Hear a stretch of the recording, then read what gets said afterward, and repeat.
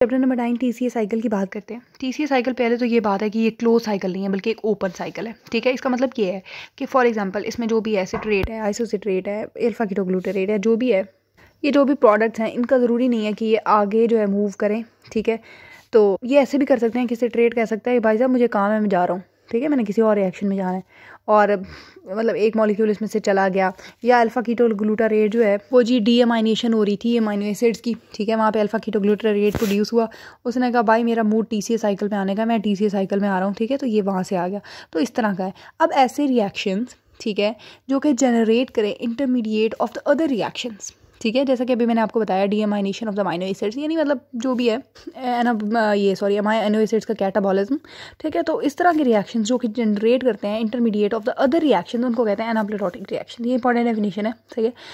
एनाप्लेटोटिक का बेसिकली मतलब यही होता है कि फिलिंग। खैर आगे चलते हैं TCA साइकिल की तरफ। तो सबसे पहले जो पहला मतलब काम है वो ये है कि हमने पायरोवेट जो कि ग्लाइकोलाइसिस का एंड प्रोडक्ट था, यानी ग्लूकोज से हमने प्रोड्यूस किया था जो पायरोवेट, अब उसको एंटर कराना है इन द TCA साइकिल। तो इसको ये करते हैं हम पहले कि जो पायरोवेट हमारे पास साइटोसोल में पड़ा होता है उसको जो है वो एक माइटोकॉन्ड्रियल कैरियर्स वगैरह जो होते हैं वो क्या करते हैं, पायरोवेट को साइटोसोल से माइटोकॉन्ड्रियल मैट्रिक्स में ले आते हैं। ठीक है, अब जब माइटोकॉन्ड्रियल मैट्रिक्स में आ जाता है पायरोवेट, तब क्या होता है कि एक पायरोवेट डिहाइड्रोजिनेज कॉम्प्लेक्स एंजाइम का एक कॉम्प्लेक्स होता है, ठीक है, जो कि इस पायरोवेट को कन्वर्ट कराता है in the acetyl co A। ठीक है, ये जो पायरोवेट डिहाइड्रोजिनेज कॉम्प्लेक्स है इसमें बेसिकली 5 हमारे पास एंजाइम्स हैं, ठीक है, और 5 उनके को एंजाइम्स हैं। अगर हम इसके कॉम्प्लेक्स की बात करें तो बेसिकली इसमें जो पहला एंजाइम है E1 मेन, E2, E3, ठीक है। E1 जो है वो पायरोवेट डी कार्बोक्सिलेज है। इस पायरोवेट डी कार्बोक्सिलेज ने ही यहाँ पर आके एक्ट करना है और मतलब कि इसको कन्वर्ट करा देना है पायरोवेट को एसिटाइल को A में, ठीक है। उसके बाद जो है वो मतलब कार्बन डाइऑक्साइड को रिमूव करेगा ना, ये डी कार्बोक्सिलेज जो है, पायरोवेट जो है वो 3 कार्बन कंपाउंड है, एसिटाइल को A जो है वो 2 कार्बन कंपाउंड है, तो ये क्या करेगा, एक कार्बन को रिमूव करेगा, CO2 बनाएगा, ठीक है, तो ये डी कार्बोक्सिलेज है। अच्छा, उसके बाद डाईहाइड्रोलिपोइल ट्रांस एसिटाइलेज, ठीक है, और तीसरा जो है हमारे पास वो डाईहाइड्रोलिपोइल डिहाइड्रोजिनेज है, ठीक है, ट्रांस एसिटाइलेज और ये डिहाइड्रोजिनेज। अब इनके जो है वो फर्दर कोएंजाइम्स हमारे पास मौजूद हैं। जो E1 है हमारे पास पायरोवेट डी कार्बोक्सिलेज, इसका थायमीन पायरोफॉस्फेट इसका कोएंजाइम है, ठीक है। E2 का जो है हमारे पास लिपोइक एसिड और CoA है, ठीक है, और इसी तरह E3 का जो है हमारे पास NAD और FAD है। अब इसी में जो है हमारे पास 2 रेगुलेटरी एंजाइम भी मौजूद होते हैं, PDH काइनेज, ठीक है, और दूसरा PDH फॉस्फेटेज। अब ये जो PDH काइनेज है बेसिकली ये जाके क्या कराएगा, फॉस्फोराइलेट कराएगा, ठीक है, E1 को, और अगर फॉस्फोराइलेशन होती है E1 की तो इसका मतलब है कि इनएक्टिवेट हो जाएगा, ठीक है। फॉस्फोराइलेटेड फॉर्म जो है वो इनएक्टिवेटेड फॉर्म होती है, तो ये इनएक्टिवेट करा देगा PDH काइनेज। और जो PDH फॉस्फेटेज होगा वो क्या कराएगा, डीफॉस्फोराइलेट कराएगा। तो बेसिकली इसने क्या करना है, जाके ये फीड फॉरवर्ड रेगुलेशन या हम कह सकते हैं पॉजिटिव रिस्पॉन्स देगा, एक्टिवेशन कराएगा। अच्छा, अब ना हम इस PDH जो भी है कॉम्प्लेक्स वगैरह इसका सारा काम देखते हैं, बेसिकली ये करता क्या है। अच्छा, सबसे पहले हमने बात की पायरोवेट। पायरोवेट जो है एक 3 कार्बन कंपाउंड है, ठीक है, जिस पे एक्ट करना है किसने, पायरोवेट डी कार्बोक्सिलेज ने, जो बेसिकली हमारे पास E1 एंजाइम है, ठीक है। तो अब होता ये है कि पायरोवेट को डी कार्बोक्सिलेट करा के, ठीक है, एक हाइड्रोक्सी एथाइल एक कंपाउंड बना दिया जाता है। ये देखें, ये पायरोवेट है, इसको डी कार्बोक्सिलेट कर दिया, कार्बन डाइऑक्साइड इसमें से रिमूव कर दिया, और हमारे पास जो है वो एक हाइड्रोक्सी एथाइल डेरिवेटिव है जिसको बाइंड कर दिया गया है थायमीन पायरोफॉस्फेट के साथ। थायमीन पायरोफॉस्फेट बेसिकली क्या है, वो को एंजाइम है किसका, पायरोवेट डी कार्बोक्सिलेज का, ठीक है। अच्छा, इसके बाद E1 का काम, पायरोवेट डी कार्बोक्सिलेज का काम पूरा हो गया, ठीक है। अब क्या होता है कि ये जो हमारे पास ये हाइड्रोक्सीथाइल इंटरमीडिएट जो भी बना था इसको क्या करा दिया जाता है, ऑक्सीडाइज करा दिया जाता है, ठीक है, oxidise by the enzyme E2 dihydrolipoyl transacetylase. अच्छा, अब इसका क्या था, इसका कोएंजाइम हमारे पास क्या था, लिपोइक एसिड, ठीक है। लिपोइक एसिड के साथ इसको कोवेलेंटली बाइंड करके ना, ठीक है, ये कंपाउंड बना दिया जाता है। अब जो हमारे पास लिपोइक एसिड होता है, लिपोइक एसिड की जो साइड चेन होती है, ठीक है, उसके साथ हमारे पास एसिटाइल ग्रुप बाइंड हुआ होता है, ठीक है, उसको ट्रांसफ़र कर दिया जाता है CoA के पास, ठीक है। जो हमारे पास लिपोइक एसिड था, ठीक है, वो उसके साथ जो थायोएस्टर के तौर पे हमारा ये जो क्या कहते हैं इसको, एसिटाइल ग्रुप बाइंड हुआ था, इसको ट्रांसफ़र कर दिया है CoA के पास, और हमारे पास जो है वो ये कंपाउंड बन गया, एसिटाइल CoA बन गया, ठीक है। अब यहाँ पे जो हमारे पास ऑक्सीडाइज फॉर्म लिपोइक एसिड की थी बेसिकली वो क्या हुई है, रिड्यूस होकर हमारे पास वापस आई। अब इस जो रिड्यूस्ड फॉर्म होती है, इसको वापस ऑक्सीडाइज करने के लिए हमारे पास जो FAD का मॉलिक्यूल होता है वो क्या करता है, वो खुद रिड्यूस हो जाता है और ये oxidise form of lipoic acid जो है वो रीजनरेट हो जाती है, ठीक है। और इसी तरह FAD भी अब जाहिर है जो है वो काम कर रहा है एज अ कोएंजाइम, ठीक है। और उसके बाद जो हमारे पास NAD होता है उसको क्या करा दिया जाता है, उसका ऑक्सीडाइज फॉर्म को रिड्यूस करके NADH और H+ प्रोड्यूस कर दिया जाता है। तो ये सारा काम जो है ना इस तरह से चल रहा है, ठीक है। अब देखें, अब इसमें एक बात, ये हमारे पास क्या था, थायमीन पायरोफॉस्फेट, ठीक है। और दूसरा ये थायमीन पायरोफॉस्फेट था, ठीक है। और तीसरा ये हमारे पास NAD है, ये तो ये नियासिन निकोटिनामाइड एडेनाइन, ठीक है, जो भी है, सही है। अब अगर थायामीन की या नियासिन की अगर डेफिशिएंसी हो जाएगी तो क्या होगा, ये वाला सारा काम नहीं होगा, ATP प्रोड्यूस नहीं होगा, ठीक है। तो इसकी वजह से क्या होगा कि जो सेंट्रल नर्वस सिस्टम होता है उसके प्रॉब्लम्स शुरू हो जाते हैं, ठीक है, क्योंकि ब्रेन को एनर्जी नहीं मिल रही होती, ATP नहीं मिल रहे होते, सही है। अगर thiamine pyrophosphate, for example thiamine की कमी है, डेफिशिएंसी है, ठीक है, अल्कोहल की वजह से हो जाती है, बेसिकली थायामीन की डेफिशिएंसी अल्कोहल की वजह से हो जाती है, तो उसकी वजह से क्या हमारे पास वर्निक-कोर्सैकोफ ये, ठीक है, ये सिंड्रोम हो जाएगा।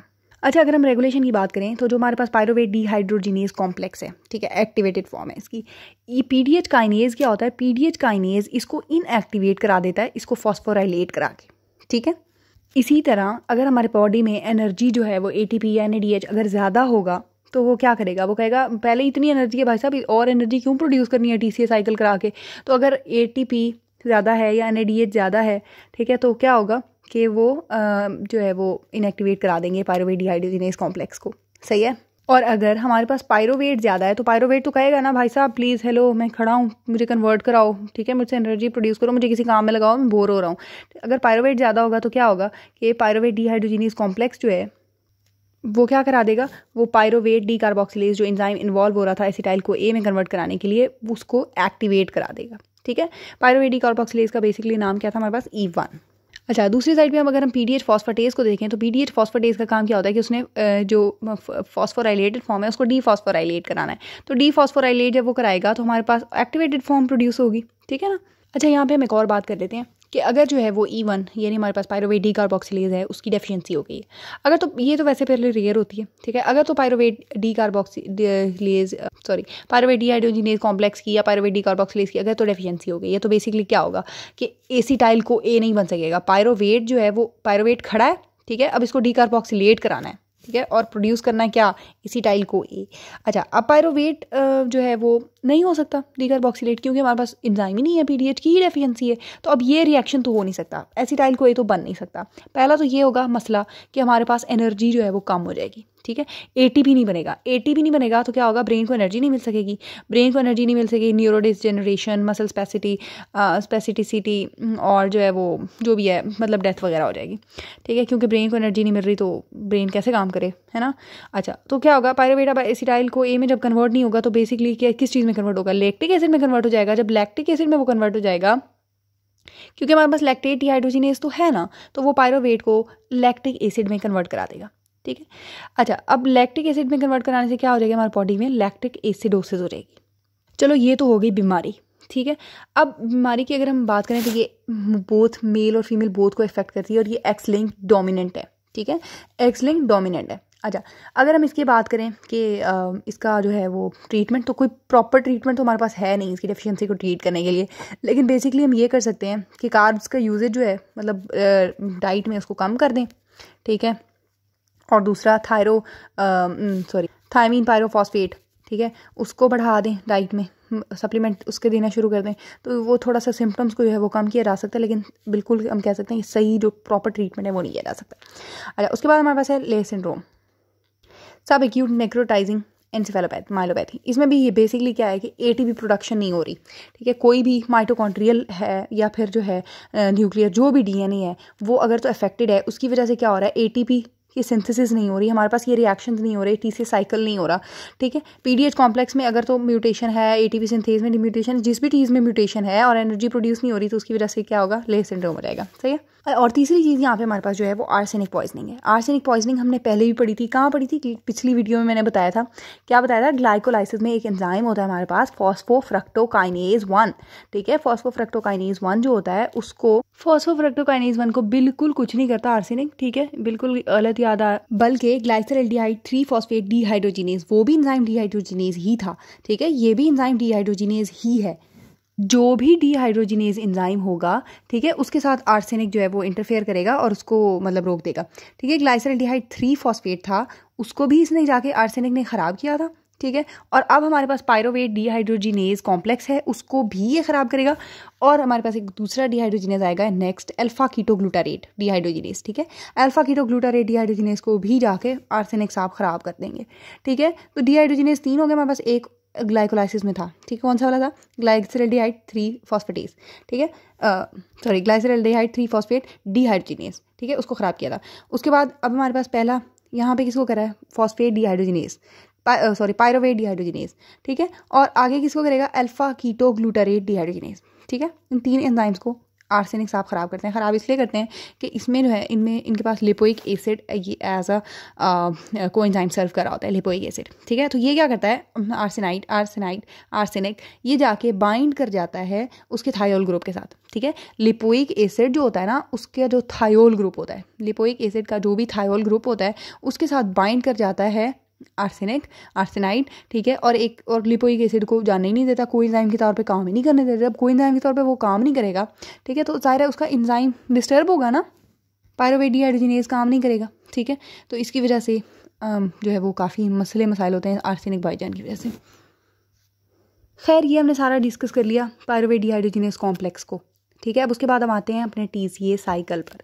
ठीक है, TCA साइकिल में क्या होता है कि पायरोवेट जो है, पायरोवेट को हमने कन्वर्ट करा लिया एसिटाइल कोए में, माइटोकॉन्ड्रियल मैट्रिक्स में आ गया एसिटाइल कोए। ठीक है, अब एसिटाइल कोए जो है हमारे पास कितने कार्बन कंपाउंड है? 2 कार्बन कंपाउंड है। इस एसिटाइल कोए को हम कंबाइन करा देते हैं विद द ऑक्सैलो एसीटेट। ठीक है, ऑक्सैलो एसीटेट बेसिकली खुद 4 कार्बन कंपाउंड है, एसिटाइल कोए 2 कार्बन कंपाउंड है, तो हमारे पास सिट्रेट प्रोड्यूस होता है जो कि एक 6 कार्बन कंपाउंड है। ठीक है, इसमें जो हमारे पास एंजाइम इन्वॉल्व हो रहा है बिल्कुल सिंपल सा नाम है सिट्रेट सिंथेज। ठीक है, सिट्रेट बन रहा है, सिट्रेट सिंथेज। ठीक है, अब जो अगर सिट्रेट ज़्यादा होगा ना तो वो कहेगा बस भाई मैं बहुत ज़्यादा हो गया हूँ, प्लीज़ मुझे मजीद प्रोड्यूस ना करो। तो ये जाके क्या करा देगा? इनहिबिट करा देगा सिट्रेट सिंथेज को। ठीक है, बिल्कुल कोई रॉकेट साइंस नहीं है, बहुत आसान सा रिएक्शन है, बहुत ही आसान सा रिएक्शन है। ठीक है, अच्छा मुझे एक और बात बताएं, सिट्रेट ने जाके किसको इनहिबिट किया था? एक और जगह इनहिबिट किया था सिट्रेट ने ग्लाइकोलाइसिस में, मैंने पिछली वीडियो में बताया था। सिट्रेट बेसिकली जाके अब हमारे फॉस्फोफ्रक्टोकाइनेज 1, ठीक है, ये वाला एंजाइम था पहले जो मैंने बोला है, इसको जाके ये इनहिबिट करता है सिट्रेट।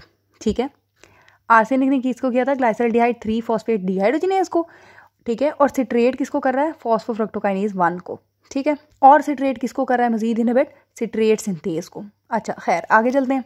बिल्कुल सिंपल सा रिएक्शन आगे होता है, सिट्रेट को जो है ना उसके आइसोमर आइसोसिट्रेट में कन्वर्ट कर दिया जाता है with the help of an enzyme एकोनिटेज। ठीक है, एकोनिटेज बेसिकली एक आयरन सल्फर प्रोटीन है, एक एंजाइम है। ठीक है, जो कि इनहिबिट होता है बाय द फ्लोरोएसीटेट। ठीक है, फ्लोरोएसीटेट जो है वो इसको इनहिबिट करता है एकोनिटेज को, और मजीद सिट्रेट को आइसोसिट्रेट में कन्वर्ट नहीं होने देता। लेकिन बेसिकली सिट्रेट को आइसोसिट्रेट में कौन कन्वर्ट करा रहा है? एकोनिटेज। अच्छा, अब अगला रिएक्शन भाई बड़ा इंपॉर्टेंट है। ठीक है, हमें मिलने वाला है, क्या मिलने वाला है? एनर्जी मिलने वाली है, पहली एनर्जी हमारी, पहला NADH।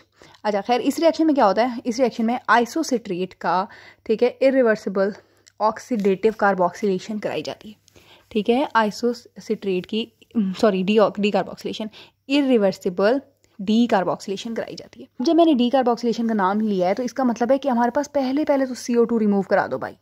ठीक है, डी कार्बोक्सिलेशन, आइसोसिट्रेट से अल्फा कीटोग्लूटारेट बनाना है, और इसमें जो एंजाइम इन्वॉल्व होता है हमारे पास वो होता है आइसोसिट्रेट डीहाइड्रोजिनेज। अब ये आपने याद रखना है, एक तो ये रिवर्सिबल रिएक्शन है। ठीक है, पहले डी कार्बोक्सिलेशन हुई है। ठीक है, 6 कार्बन कंपाउंड जो है 5 कार्बन कंपाउंड अल्फा कीटोग्लूटारेट में कन्वर्ट हो गया।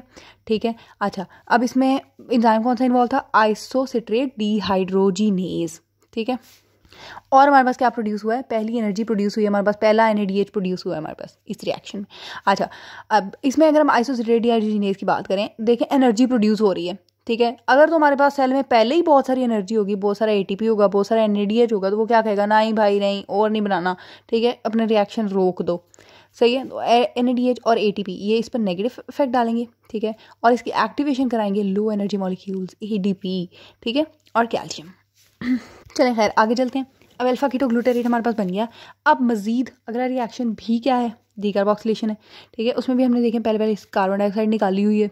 ठीक है, इस रिएक्शन में भी एनर्जी प्रोड्यूस हुई है हमारे पास, NADH प्रोड्यूस हुआ है। ठीक है। दूसरा NADH हमारा प्रोड्यूस हुआ है जब अल्फा कीटोग्लूटारेट सक्सिनाइल को ए में कन्वर्ट हुआ है with the help of alpha ketoglutarate dehydrogenase complex, ठीक है। अल्फा कीटोग्लूटारेट डिहाइड्रोजिनेज कॉम्प्लेक्स, अभी मैंने इसकी एक बात बताई अल्फा कीटोग्लूटारेट डिहाइड्रोजिनेज कॉम्प्लेक्स की, वो मैंने ये बताई कि डिहाइड्रोजिनेज कॉम्प्लेक्स कहीं भी नाम आ गया ना तो इसका मतलब है इसको आर्सेनिक क्या कर रहा है, ख़राब कर रहा है, इसको आर्सेनिक पॉइजनिंग इसमें इन्वॉल्व होगी, ठीक है। लिपोइक एसिड इसका कोएंजाइम था तो वो आर्सेनिक ने उसको ख़राब कर देना। अच्छा, अब इसमें भी देखिए एनर्जी प्रोड्यूस हुई है, तो अगर बहुत ज़्यादा एनर्जी होगी सेल के पास, ठीक है, या बहुत ज़्यादा सक्सिनाइल को ए होगा सेल के पास, ठीक है, एनर्जी ज़्यादा है सक्सिनाइल को ए अगर तो ज़्यादा है तो क्या होगा, वो इसको इनिबिट कर देगा कि भाई नहीं और एनर्जी सेल को चाहिए ही नहीं, तो भाई साहब आप रुक जाएँ, ठीक है। तो जो प्रोडक्ट्स है वही क्या कर रहे हैं, इनिबिट कर रहे हैं इसको। NADH प्रोडक्ट है, सक्सिनाइल को प्रोडक्ट है, उन्होंने इनिबिट कर दिया। और कैल्शियम होगा, कैल्शियम वो इसको क्या करेगा, एक्टिवेट कराएगा। खैर अब हमने क्या किया कि अच्छा कोई भी जाएगा ना, एक सक्सिनाइल को ए जो बन रहा है, अच्छा अल्फा कीटोग्लूटारेट से अब हमारे पास सक्सिनाइल को ए बन गया, ठीक है। अब क्या होगा कि सक्सिनाइल को ए पे हमारे पास जो है वो एक्ट करेगा सक्सिनेट थायोकाइनेज एंजाइम, ठीक है, सक्सिनेट थायोकाइनेज एंजाइम। अब ये जो है सक्सिनाइल को ए, ठीक है, इस पे सक्सिनेट थायोकाइनेज एंजाइम ने एक्ट किया, सक्सिनेट बनाया, साथ साथ हमारे पास GTP भी बनेगा, ठीक है। अब GTP का आपने ये याद रखना है कि GTP, ठीक है, इसका ADP के साथ अगर हम वो करा देना तो क्या बन जाएगा हमारे पास, ATP बन जाएगा, ठीक है, सॉरी ATP बन जाएगा और GTP यानी हमारे पास यहाँ भी एनर्जी प्रोड्यूस हुई है, ठीक है। अब सक्सिनाइल को ए पर एक्ट किया सक्सिनेट थायोकाइनेज ने, ठीक है, और इसको कन्वर्ट कर दिया सक्सिनेट में और हमारे पास एक एनर्जी प्रोड्यूस हो गई है, GTP का मॉलिक्यूल प्रोड्यूस हुआ है। अगले रिएक्शन बिल्कुल सिंपल से हैं, वैसे पिछले भी बिल्कुल सिंपल आसानी से थे, ठीक है, ये भी बिल्कुल सिंपल सा रिएक्शन है। इसमें क्या है, सक्सिनेट पर सक्सिनेट डिहाइड्रोजिनेज एंजाइम एक्ट करेगा, ठीक है, सक्सिनेट डिहाइड्रोजिनेज एंजाइम ने एक्ट किया और क्या बना दिया, फ्यूमरेट बना दिया। F और फ्यूमरेट बनाया तो F और FADH भी इसी रिएक्शन में बनेगा। अच्छा, फिर फ्यूमरेट जब प्रोड्यूस हुआ है तो उस पर एंजाइम एक्ट करेगा फ्यूमरेज और हाइड्रेशन करा देगा इस फ्यूमरेट की, ठीक है, और प्रोड्यूस कर देगा मेलेट, ठीक है, मेलेट प्रोड्यूस हो जाएगा। मेलेट जो है उस पर एक्ट करेगा मेलेट डिहाइड्रोजिनेज एंजाइम, ठीक है, और हमारा फाइनली आखिरी NADH यहाँ प्रोड्यूस होगा, ठीक है। जब मेलेट पे मेलेट डिहाइड्रोजिनेज एंजाइम एक्ट करेगा और प्रोड्यूस करेगा एक्सैल एसीटेट को और हमारे पास NADH का एक मॉलिक्यूल प्रोड्यूस हो जाएगा। अच्छा खैर, अब ये पूरा साइकिल हमने देख लिया। अब इसमें एक बात ये देख लें कि अल्फा कीटोग्लूटारेट जो है वो एक तो हमने आइसोसिट्रेट से बनाया है, दूसरा अल्फा कीटोग्लूटारेट जो है ट्रांसअमाइनेशन या डीअमाइनेशन ऑफ अमाइनो एसिड से भी आ सकता है, ठीक है। इसी तरह हमारा सक्सिनाइल को ए जो है, ठीक है, ये प्रोपियोनॉइल को ए से भी प्रोड्यूस हो जा सकता है जब मेटाबॉलिज्म हो रहा होता है फैटी एसिड्स का, ठीक है, वहाँ से भी आ सकता है। और ज़रूरी नहीं है कि सक्सिनाइल को ए आगे सक्सिनेट ही बनाए, ये निकल भी सकता है और जाके जो है वो ग्लूकोनियोजेनेसिस का प्रोसेस या हीम सिंथेसिस का प्रोसेस भी करा सकता है, ठीक है। उसके बाद जो हमारा फ्यूमरेट था वो यूरिया साइकिल से भी प्रोड्यूस होता है, यूरिया साइकिल में, सही है, वहाँ से भी आ सकता है। कैटाबॉलिज्म ऑफ अमाइनो एसिड्स में प्रोड्यूस होता है, वहाँ से भी आ सकता है, ठीक है। तो इस तरह ये मैंने पहले बताया एनोप्लेरोटिक रिएक्शन होते हैं इस तरह के, जो कि इंटरमीडिएट दूसरे रिएक्शन के यानी देखें TCA साइकिल के ये वाले जो भी इंटरमीडिएट्स हैं ये प्रोड्यूस करके लेके आ रहे हैं इसमें। चलो भाई देखें अब हमें एनर्जी कितनी मिली है, ठीक है। अब इसमें आप देखें, बल्कि साइकिल में ही देखें, साइकिल में हमारे पास एक पायरोवेट था।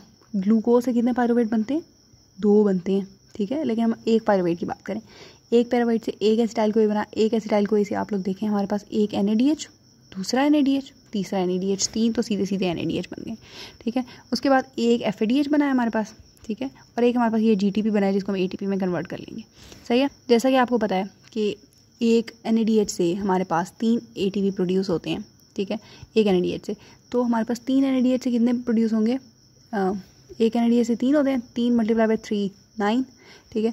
अच्छा, एक FADH हमारे पास 2 ATP प्रोड्यूस होते हैं और GTP से हमने एक ATP प्रोड्यूस किया, तो हमारे पास टोटल 12 ATP प्रोड्यूस हुए हैं पर एसिटाइल कोई, ठीक है। लेकिन अगर ग्लूकोज की बात करेंगे तो ग्लूकोज में हम कितने प्रोड्यूस करेंगे, 24, जाहिर है एक ग्लूकोज से 2 पायरुवेट बन रहे थे, ठीक है, और एक एसिटाइल कोई से 12 बन रहे हैं हमारे पास और एक ग्लूकोज से हमारे पास 24 बनेंगे। This was all about try carboxylic acid cycle. Thank you so much.